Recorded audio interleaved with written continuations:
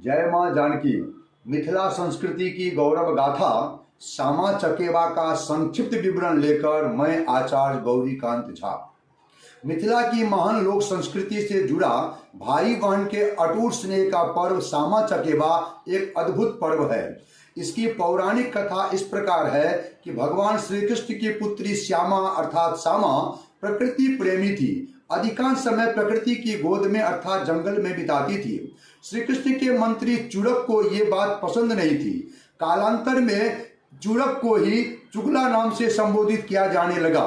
वो श्यामा के विरुद्ध श्री कृष्ण के कान भरते थे और कहते थे कि यह जंगल अथवा वृंदावन में जाकर किसी ऋषि के साथ प्रेमालाप करती है। और उस चूड़क अर्थात चुगला की बात में आकर श्री कृष्ण ने शाप देकर श्यामा को पक्षी बना दिए, जिससे दुखी होकर श्री कृष्ण के पुत्र अर्थात श्यामा के भाई सांब अपनी बहन को शाप मुक्त होने के लिए तप किए, जिससे भगवान प्रसन्न होकर श्यामा को शाप मुक्त किए। और कार्तिक मास में इन दोनों भाई बहन अर्थात सामा चकेवा का आगमन, मिलन और प्रस्थान की बात कही। श्री कृष्ण के पुत्र सांब ही कालांतर में चकेवा नाम से सुप्रसिद्ध हुए।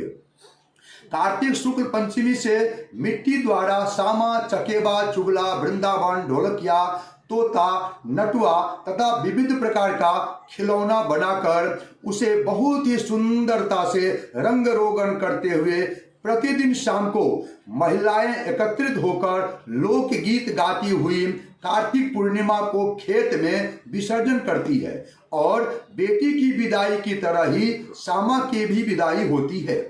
साथ ही चुगला की बहुत बुरी दशा होती है भाई।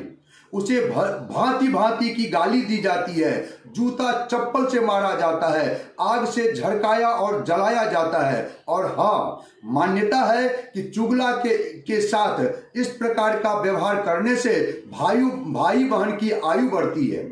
मिथिला में भाई बहन के प्यार और सम्मान हेतु भ्रातृ द्वितीया और सामा चकेवा अति महत्वपूर्ण पर्व है। विसर्जन के साथ सभी बहनें अपने अपने भाई की रक्षा तथा सुख समृद्धि की कामना करते हुए तथा सामा चकेवा को अगले वर्ष के लिए निमंत्रण देते हुए अपने घर वापस आती है। अतः उत्साह और उल्लास से सामा चकेवा पर्व को मनाने के लिए सभी मैथिल ललनाओं को हार्दिक बधाई और अनेकानेक शुभकामनाएं। शुभ